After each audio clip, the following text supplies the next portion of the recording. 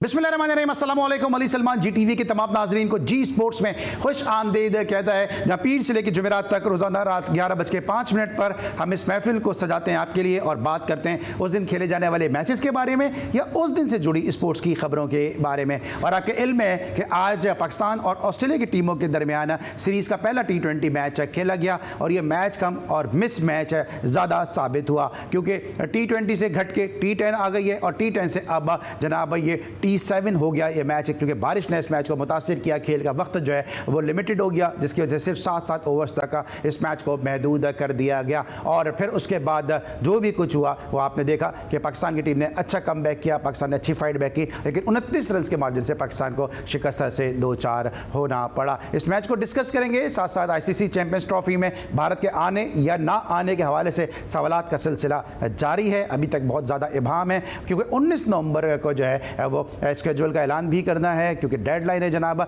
कि क्या होना है। ICC पे बहुत प्रेशर आ चुका है, क्योंकि इस वक्त PCB जो है वो फ्रंट फुट पे आके खेल रहा है और BCCI भी जो है वो पीछे हटने को तैयार नहीं है। तो इससे कशमकश, इस रस्साकसी में जो है वो चैंपियंस ट्रॉफी का मुस्तकबिल जो है वो क्या होगा, इसको डिस्कस करेंगे। लेकिन सबसे पहले प्राइम का फॉर्मेट, आज की टॉप स्टोरीज।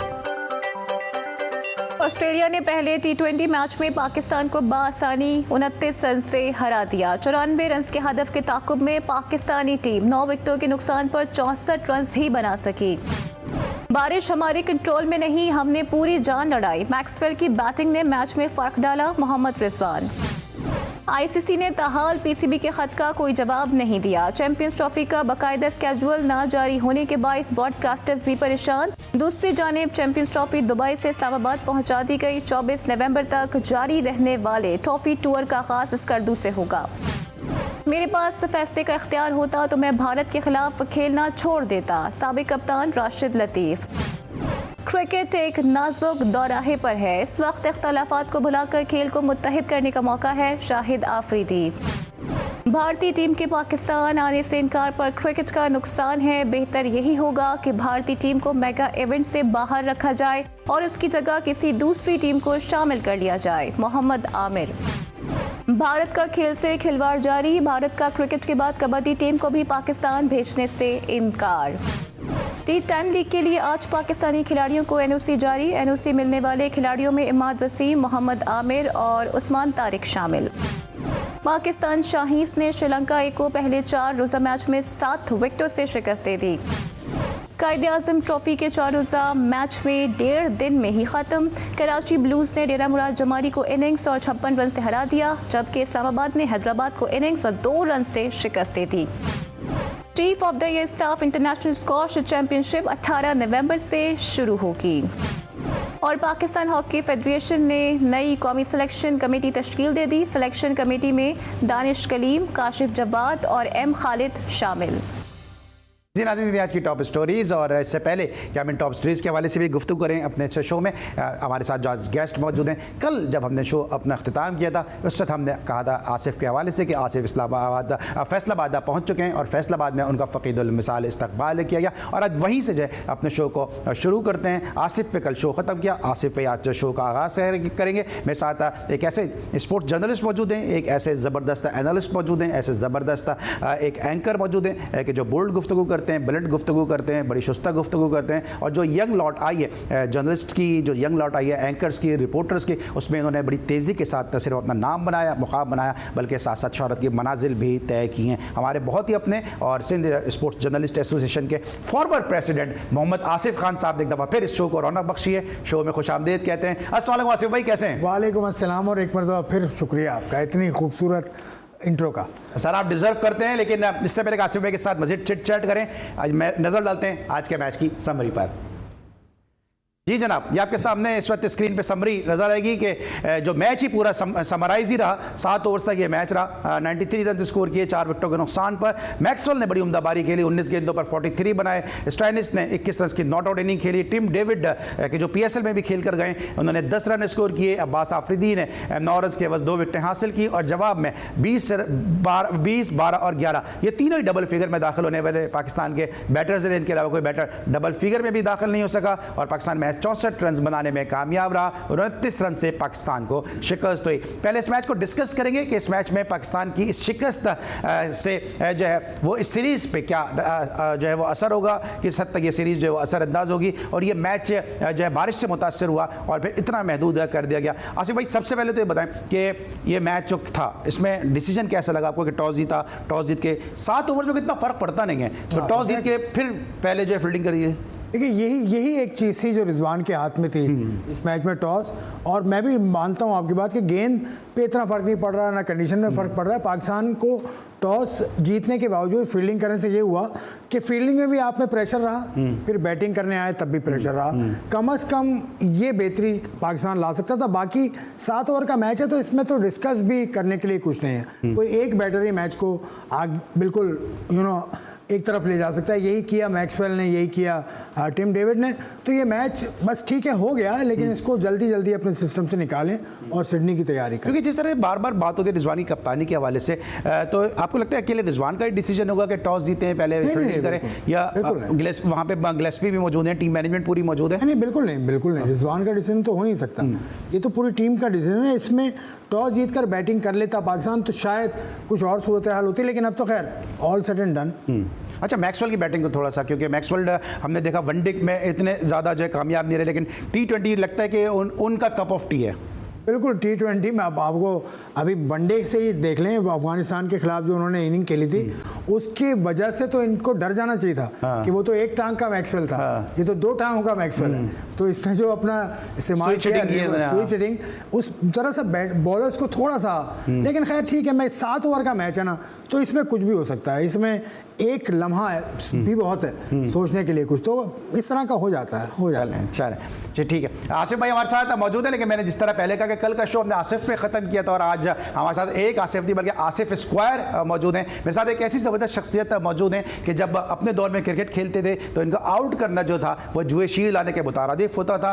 पाकिस्तान की वो प्लेयर थे कि आज भी लोग याद करते हैं कि इनको अपने विकेट की अहमियत का अंदाज़ा था, इनको अंदाज़ा था कि विकेट पर रुकना कितना ज़रूरी है, और जहाँ जारहाना खेलने की ज़रूरत होती थी वहाँ पर इन्होंने आखिरी गेंद पर छक्का भी लगाया, और जहाँ पे विकेट पर स्टे करने की ज़रूरत होती थी वहाँ पर ये सीसा पिलाई दीवार बन जाते थे। इस वक्त हमारे साथ मौजूद हैं अमेरिका से बराह रास्त आसिफ मुश्तबा साहब, शो में खुश आमदीद कहते हैं। अस्सलाम वालेकुम आसिफ भाई। वालेकुम अस्सलाम। आसिफ भाई की आवाज़ थोड़ी सी प्लीज़ बढ़ा दीजिएगा स्टूडियो में। आसिफ भाई, सबसे पहले तो क्योंकि 4 नवंबर को हमारा शो नहीं हुआ था और 4 नवंबर को आपकी सालगिरह थी, हमने वैसे तो आपकी एब्सेंस में आपको विश कर दिया था, लेकिन बहरहाल फिर भी आपको सालगिरह की बहुत बहुत मुबारकबाद हो। Thank you very much. Thank you Ali. हाँ, और 4 नंबर को आपका डेब्यू भी हुआ था वेस्ट इंडीज़ के खिलाफ, और ज़बरदस्त आपके बर्थडे वाले दिन आप डेब्यू करने वाले खिलाड़ियों की फहरिस्त में शामिल भी हुए। सर, आज के मैच को थोड़ा डिस्कस करते हैं। ये T20 मैच बारिश की वजह से 7 ओवर्स तक महदूद कर दिया गया, और फिर वहाँ पे पाकिस्तान ने टॉस जीत के पहले खुद फील्डिंग कर ली।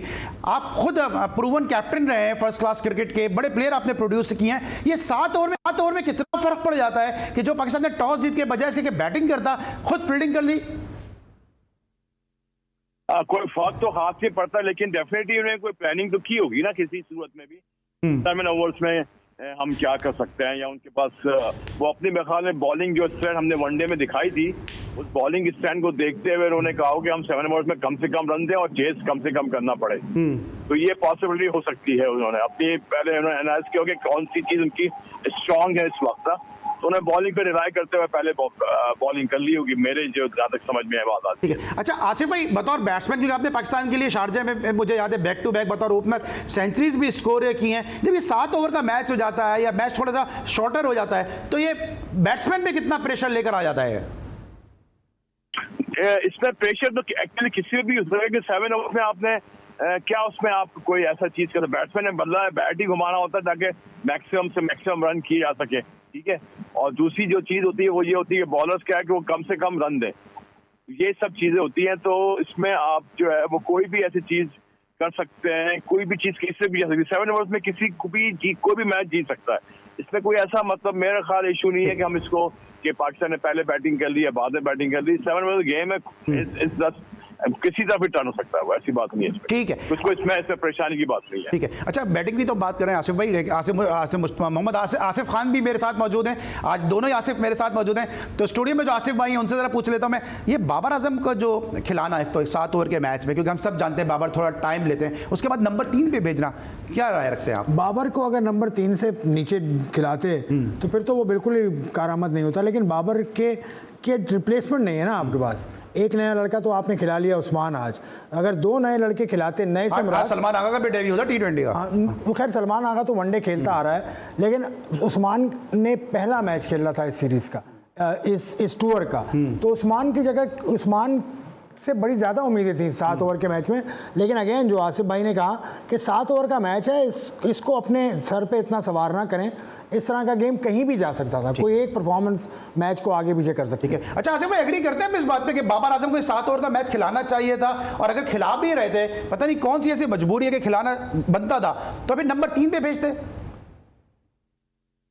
नहीं, मैं हिसाब से 7 नंबर, जब 7 ओवर का मैच था तो जाबर को जगह किसी भी ऐसे जो भी टीम में मौजूद है, जो आप कह सकते हैं पिंच हिटर है, ठीक है, कि आपके तो वो पूरे 11-10 बैट्समैन में बैटिंग करनी है ना, 11 बैट्समैन, कोई भी आप 10 में, तो मेरे ख्याल में उसको नहीं खिलाते तो कोई फर्क नहीं पड़ता, उसको नहीं खिलाना चाहिए था मेरे हिसाब से। उसको कोई भी ऐसा जो आपकी टीम में अगर मौजूद है, कोई ऐसा पिंच हिटर जो ये काम कर सके, तो उसके लिए था कि उसको खिलाते 7 ओवर के मैच में।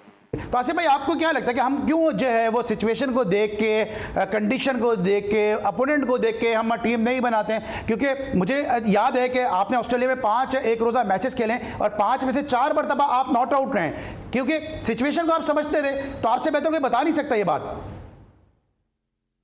बिल्कुल आप सही कह रहे हैं, क्योंकि अब असल में बाबर को जो है खिलाया, वो एक उनकी उसकी जो रेपुटेशन है, उसकी जो एक स्टैंडिंग है, उसको सोचते हुए उन्होंने ये जो है ना उसको खिलाया। लेकिन 7 ओवर्स में उसकी जगह बनती नहीं थी, आप खिला दे नहीं खिला दे कोई फर्क नहीं पड़ता, कोई शोर भी नहीं करता।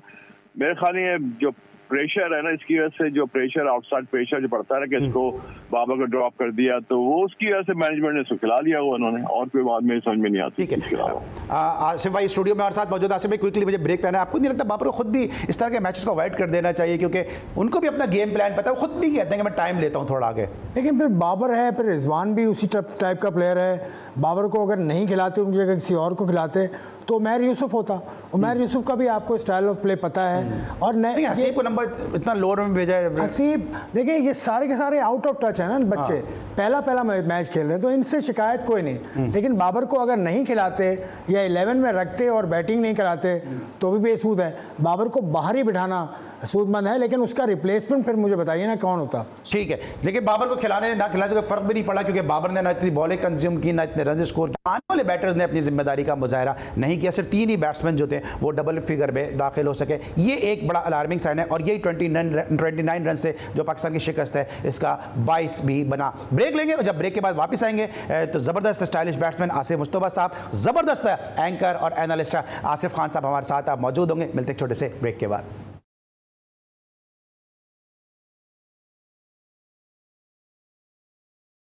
Welcome back after the break. और ब्रेक पर जाने से पहले हम पहले T20 मैच को डिस्कस कर रहे थे कि जब पाकिस्तान को 29 रन से शिकस्त का सामना करना पड़ा। अब इस जो पहला मैच है उसके क्या नतीजे होंगे अगले आने वाले दोनों मैचेस पे? 16 नवंबर को दूसरा मैच खेला जाएगा, उसमें क्या पाकिस्तान की टीम जो है वो कम बैक कर सकेगी? आसिफ भाई हमारे साथ स्टूडियो में मौजूद हैं, आसिफ खान साहब। आसिफ, क्या इसके असरात आएंगे इस मैच के? आप समझते हैं कि इस पहले मैच को, जिस तरह आप भी कह रहे हैं कि मैच था ही नहीं है, मिस मैच था, इसको भुला के खेलेगी पाकिस्तान टीम? बिल्कुल बिल्कुल भुला देना चाहिए। इससे पहले ना भूलें कि वनडे सीरीज का भी पहला मैच पाकिस्तान हार गया था, लेकिन उसके बाद बाउंस बैक किया पाकिस्तान ने, तो यहाँ भी कर सकता है। लेकिन T20 की team as compare to one day Australia की ज़रा सी मजबूत है, ज़रा सी नहीं खासी मजबूत है। टिम डेविड भी हैं, मैक्सवेल भी हैं, और उनके बॉलर्स भी हैं, लेकिन पाकिस्तान की टीम भी कम नहीं है, भरपूर है।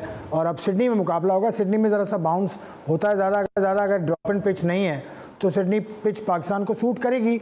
देखिए क्या होता है, we wish them good luck. ठीक है, क्योंकि ये सीरीज़ जिस तरह पाकिस्तान वनडे सीरीज़ जीता है, अभी अगर T20 सीरीज़ भी इंशाल्लाह पाकिस्तान जीत जाए, क्योंकि हर पाकिस्तानी क्रिकेट लवर की, फ़ैन की ख्वाहिश भी है, ये दुआ भी है कि पाकिस्तान ऑस्ट्रेलिया से इस सीरीज़ में भी कामयाबी हासिल करके आए। तो आपको लगता है कि क्या जो है वो पाकिस्तान का मौक़िफ़ जो है, जिस तरह चैम्पियंस ट्रॉफी के हवाले से पाकिस्तान एक स्ट्रॉन्ग मौक़िफ़ लेकर आ रहा है, गवर्नमेंट स्ट्रॉन्ग मौक़िफ़ लेकर आ रही है, एक स्टांस लेकर आ रही है, इस जीत से कितना वो जो है वो मजबूत और मुस्तहकम होगा? देखिए मौक़िफ़ तो भाई पाकिस्तान क्रिकेट बोर्ड ने अभी तक ऑफिशियली कोई दिया नहीं है।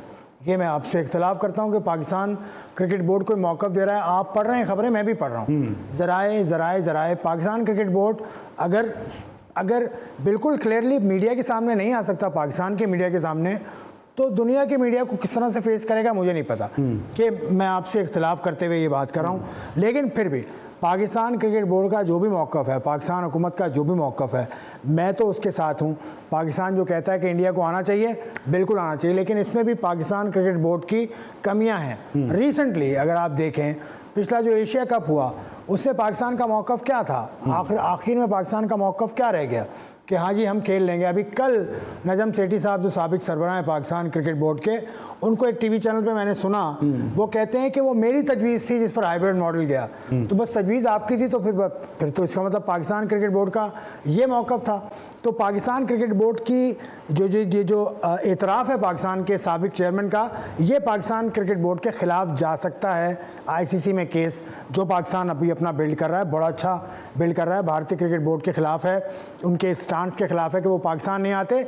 लेकिन अगर आपके साबिक सरबराह ये कह रहे हैं कि मैंने तजवीज़ किया था, तो अब क्या दिक्कत है? आप अब भी मान जाइए। बिल्कुल, और यही मेरा भी सवाल होता है कि क्या पाकिस्तान क्रिकेट बोर्ड के जो फॉर्मर चेयरमैन थे, उन्होंने जो पाकिस्तान क्रिकेट को जो है वो इस नहज पे पहुंचाया, जो शायद उनका होमवर्क नहीं था, उनकी स्किल्स नहीं थी, या वो सीट को डिज़र्व नहीं करते थे, जिसकी वजह से शायद पाकिस्तान क्रिकेट इन मामलात पर और इन हालात तक पहुंची है। आसिफ मुश्तबा साहब हमारे साथ अमेरिका से टेलीफोन लाइन पर एक दफ़ा फिर जुड़ चुके हैं। आसिफ भाई से पूछते हैं, आसिफ भाई, ये पाकिस्तान जो एक नैरेटिव बिल्ड कर रही है गवर्नमेंट ऑफ पाकिस्तान के, अगर इस मरतबा इंडिया नहीं आता है तो हम भी किसी सूरत इंडिया नहीं जाएंगे, चाहे वो ICC का इवेंट हो, चाहे वो ACC का इवेंट हो, चाहे व्हीलचेयर क्रिकेट हो, एमर्जिंग टीम हो, विमेन टीम हो, डिसेबल्ड टीम हो, किसी भी सतह की क्रिकेट होगी, हम इंडिया के सॉइल पे जाके नहीं खेलेंगे। इवन इंडिया से हमारा सेमीफाइनल फाइनल भी टकराता है, हम जब भी नहीं खेलेंगे। ये इस स्ट्रॉन्ग स्टांस को आप किस तरह देखते हैं, और क्या आप समझते हैं कि ये पहले ही ऐसे स्टेप्स ले लेने चाहिए थे?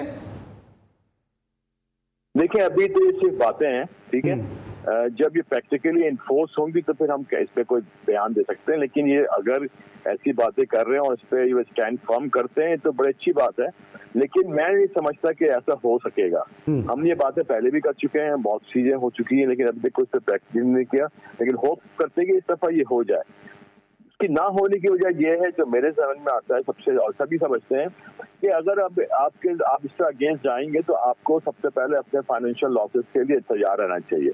और जो हमने इतना 3 अरब जमा किया है ना पाकिस्तान क्रिकेट बोर्ड के अंदर, तो उसमें सब बहुत से लोगों की जॉबें जाएंगी, ठीक है, बहुत से लोगों की जो है ना वो चीजें जाएंगी, इसलिए क्योंकि आपको ऑस्टेरिटी ड्राइव करना पड़ेगा।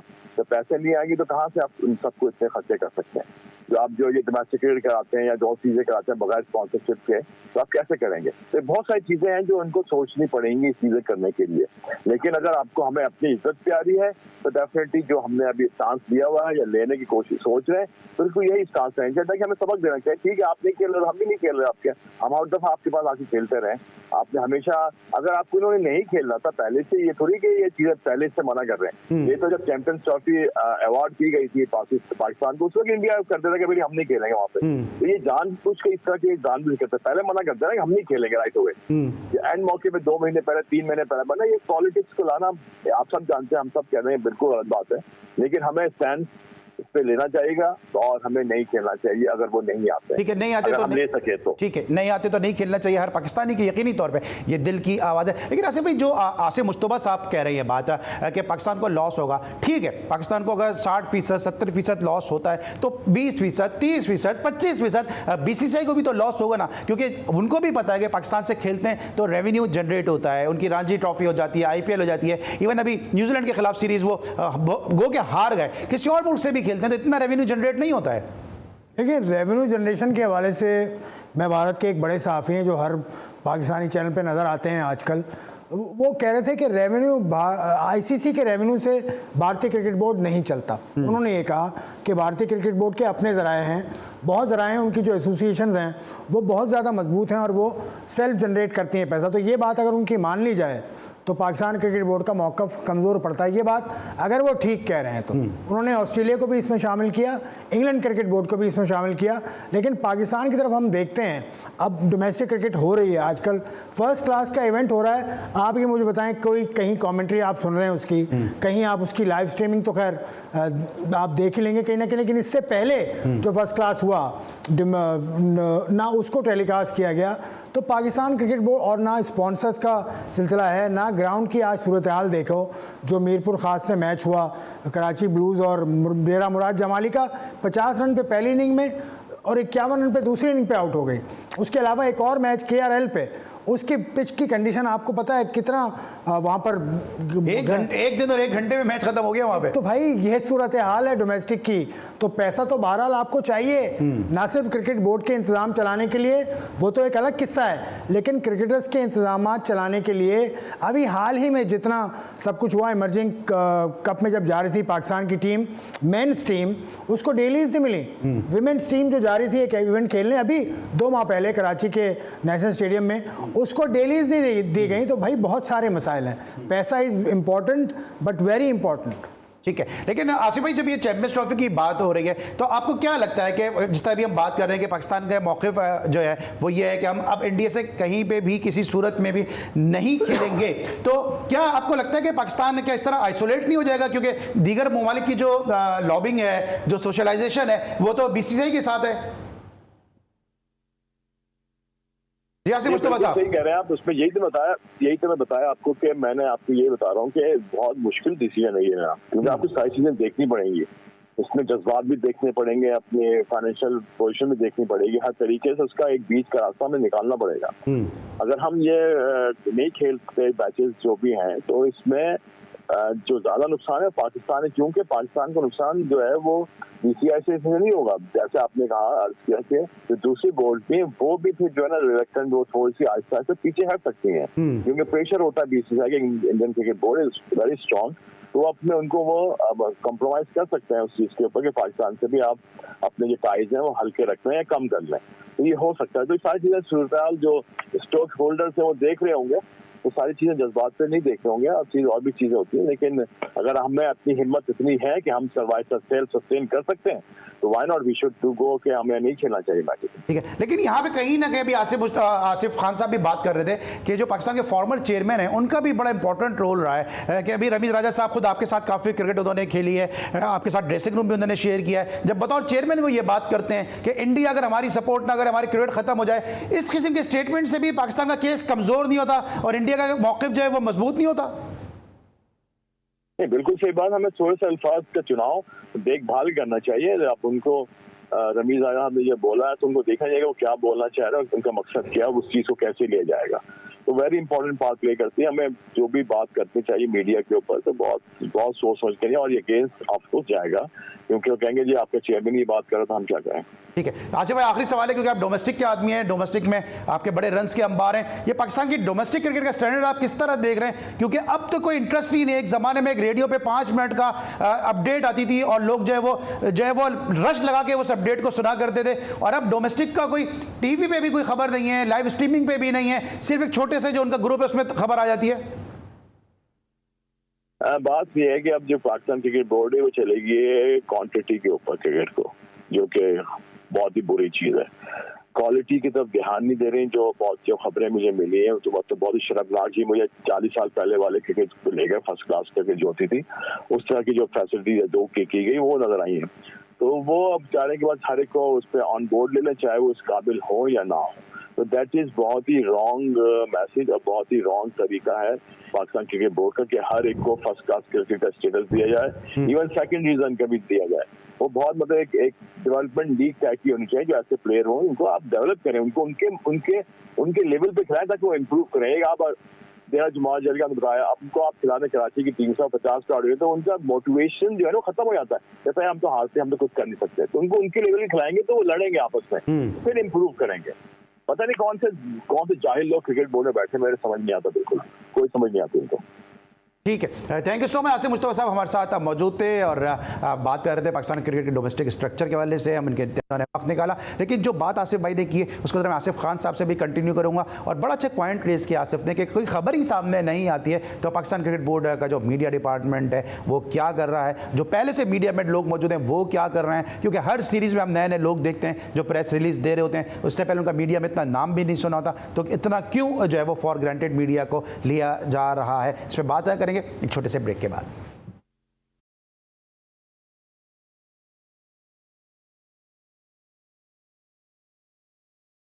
Welcome back after the break. और ब्रेक पर जाने से पहले हम पाकिस्तान की डोमेस्टिक क्रिकेट तक मौजू को लेकर आ गए थे कि अभी डोमेस्टिक क्रिकेट जारी है। इस तरह आसिफ खान साहब ये बात कर रहे हैं कि अभी जो मीरपुर में मैच खेला गया वो सब स्टैंडर्ड पिच पे सब स्टैंडर्ड क्रिकेट देखने को मिली। इसी तरह KRL पे जो मैच खेला गया वहाँ पे कराची का और पिंडी का मैच था और वहाँ पे जो टीम की दोनों टीमें आपस में खेल रही थी उसमें शान मसूद पाकिस्तान के टेस्ट कैप्टन खेल रहे थे, उसमें सऊद शकील जैसा प्लेयर खेल रहा था, उसमें जो है वो खुद मंजूर जैसा प्लेयर कराची से खेल रहा था, जबकि पिंडी से भी उमर अमीन जैसे प्लेयर खेल रहे थे और इन सब के जिस्मों पे गेंदें लगी हैं। यही वजह कि एक दिन और 1 घंटे 1.5 घंटे के बाद ये मैच अपने इख्तिताम को पहुंच गया। तो डोमेस्टिक क्रिकेट का जो है वो इस कोई तवज्जो नहीं दी जा रही है और फिर हम तवक्को ये करते हैं कि पाकिस्तान दुनिया क्रिकेट पे राज करेगा। इसके साथ साथ पाकिस्तान क्रिकेट बोर्ड का जो मीडिया डिपार्टमेंट है उसमें अब किसी हद तक ये बेहतरी नज़र आनी शुरू हुई है कि शायद सहाफ़ियों को साथ लेकर चलने की कोशिश हो रही है। कराची में भी आके एक मीटिंग हुई है कि जो मीडिया के न्यूली अपॉइंटेड लोग हैं उन्होंने कराची के सहाफ़ियों से भी मुलाकात की, लेकिन इससे पहले कि जो जिस तरह से मीडिया को हैंडल किया जा रहा था, जो हेडमास्टर का रोल प्ले करने की कोशिश की जा रही थी, कि जो एक ऊपर से आने की कोशिश की जा रही थी, जो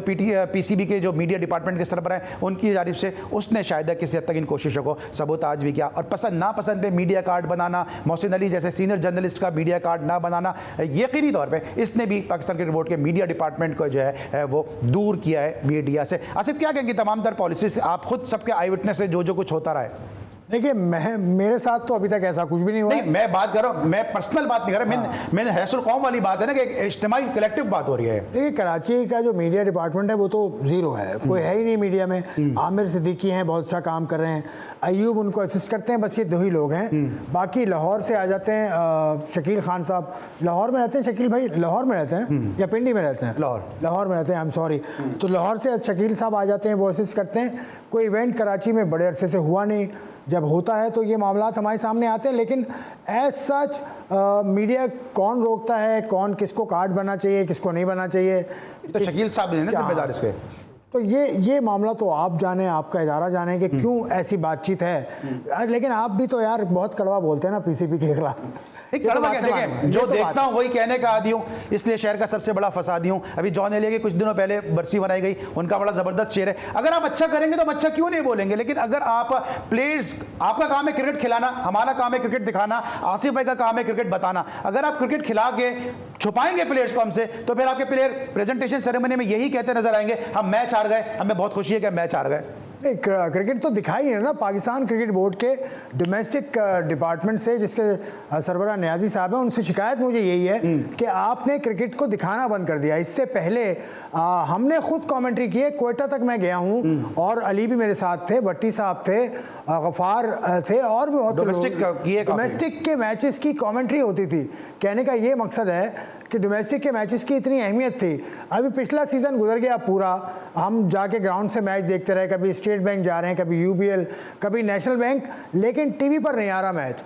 तो डोमेस्टिक क्रिकेट को इज्जत आपको देनी पड़ेगी, जिस तरह से इंडिया में दी जाती है। उनके रणजी ट्रॉफी के मैचेस टेलीकास्ट हो रहे थे, मतलब ये टेलीकास्ट हो रहे थे, वो लाइव स्ट्रीम हो रहे थे।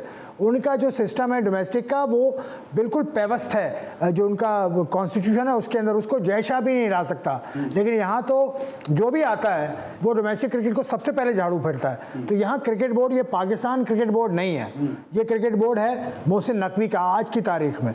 इससे पहले नजम सेठी का था, उससे पहले रमीज़ राजा साहब का था। तो क्रिकेट बोर्ड के साथ जो शख्सियत के नाम है वो सिर्फ अपने 3 साल का दौर देखते हैं, वो उसके बाद नहीं, क्योंकि इनसे पहले आने वाला चेयरमैन तो बेवकूफ़ था कि उसने डोमेस्टिक की 6 टीम बनाई थी। वो ये सोचता है जो 6 टीम्स का जिसने सिस्टम बनाया वो समझता है मुझसे पहले वाला बेवकूफ़ था जिसमें 16 टीम्स थी। तो ये अपने मसले आप सुलझाइए, अपने क्रिकेट बोर्ड्स के जो मसले हैं इनकी वजह से क्रिकेट तबाह हो रही है नीचे। ठीक है, लेकिन अभी जो स्टैंडर्ड इस तभी आसिफ मुस्तफा साहब भी बात कर रहे थे, स्टैंडर्ड काफ़ी गिरता नज़र आ रहा है, क्योंकि अब हम ऐसे ऐसे प्लेयर्स को देख रहे हैं कि वो फर्स्ट क्लास की कैप वो हासिल कर रहे हैं कि जो शायद इंटर डिस्ट्रिक्ट की कैप के भी हकदार नहीं है। बिल्कुल, अभी अब देखें ना, आज के जो 2 मुकाबले हुए, चले उसमें KRL पे जो होने वाला मुकाबला है उसमें तो अच्छे लड़के खेल रहे थे स्टैब्लिश्ड, लेकिन डेरा मुराद जमाली और कराची ब्लूज का जो मैच हुआ उसमें कराची का ही लड़का कैप्टन था डेरा मुराद जमाली से, और उसमें अजीज़ क्या नाम दानिश अजीज़ भी खेल रहे थे उस टीम में। लेकिन इतना सब स्टैंडर्ड मैच के 50 रन पे आउट हो गई, फिर 51 रन पे आउट हो गई। इस मैचेस की रिपोर्ट कहाँ है? इस मैच की रिपोर्ट्स कौन लिख रहा है, कौन इनके बारे में जायज़ा बना रहा है? ये सारी चीज़ें भी अहमियत की आमिल है। सिर्फ क्रिकेट सर जो होती है टॉप क्रिकेट वही नहीं होती, वही क्रिकेट नहीं होती। आपका जो स्ट्रक्चर है, आपकी जो बॉडी है, उसको ठीक करने की आपको ज़रूरत है और अशद ज़रूरत है बहुत जल्दी इस चीज़ को ठीक। लेकिन आसिफ भी हम और आप दोनों इस बात का रोना रो रहे हैं कि डोमेस्टिक क्रिकेट को जिस तरह आसिफ मुस्तफा साहब ने भी कहा कि अहमियत नहीं दी जा रही। अभी शाहीन ने श्रीलंका को हरा दिया है। पहले कोई जूनियर टीम आती थी, उसकी एक हाइप होती थी। मुझे याद है कि जब न्यूजीलैंड की टीम आई थी, राशिद लतीफ़ उस मैच में पहली मरतबा में इन एक्शन नजर आया। एक हवा बना हुआ था कि राशिद लतीफ़ जैसा प्लेयर जो है वो न्यूजीलैंड के खिलाफ साइड मैच खेलेगा। आसिफ मुस्तफा भी खेले थे, एजाज फ़कीर उसमें थे, मुझे याद है सोहेल मेहदी जैसा एक प्लेयर था वो भी खेला, तो एक हाइप होती थी। अब शाहीन की टीम आई हुई है, किसी को कुछ पता ही नहीं है कि शाहीन की टीम आई है, तो इसमें कमजोरी मीडिया की है या क्रिकेट बोर्ड की है? नहीं, क्रिकेट बोर्ड की कमजोरी सबसे पहले, क्योंकि देखिए क्रिकेट बोर्ड के सरबराह को जो बताया जाएगा वो वही मान लेंगे ना। मोहसिन नकवी साहब तो 2 कश्तियों में हैं, वो वजीर दाखिला भी हैं, बड़ी अहम पोजीशन है वो, उनके पास वक्त नहीं है, वक्त नहीं होता उनके पास, तो उनको ब्रीफ करने वाले, अब ब्रीफ करने वाले आपके डोमेस्टिक के डायरेक्टर जो हेड हैं, उनका नाम आपको पता है, उनके साथ नदीम खान साहब हैं। उसके बाद नीचे आ जाइए, उनके पास कौन कौन लोग हैं, तो ये सारी चीज़ें उनको जो नीचे वाले बताएंगे वही चलते चलते ऊपर आएगा, क्योंकि उनकी इतनी आंखें नहीं है कि वो हर जगह चले जाएं। मैच टेलीवाइज इसलिए कहा जाता है कि करवाइए ताकि उसका रिकॉर्ड भी बने और उसमें फिर आपको देखने के लिए प्लेयर भी उसमें आइडेंटिफाई हो। Thank you so much Asif Khan साहब हमारे साथ मौजूद थे। ये हमारा इस हफ्ते का लास्ट एपिसोड था, उम्मीद है आपको पसंद आएगा। अली सलमान को आसिफ खान साहब, आसिफ मुस्तफा साहब के साथ इजाजत दीजिए। अपना बहुत ख्याल रखिए। अल्लाह हाफिज़।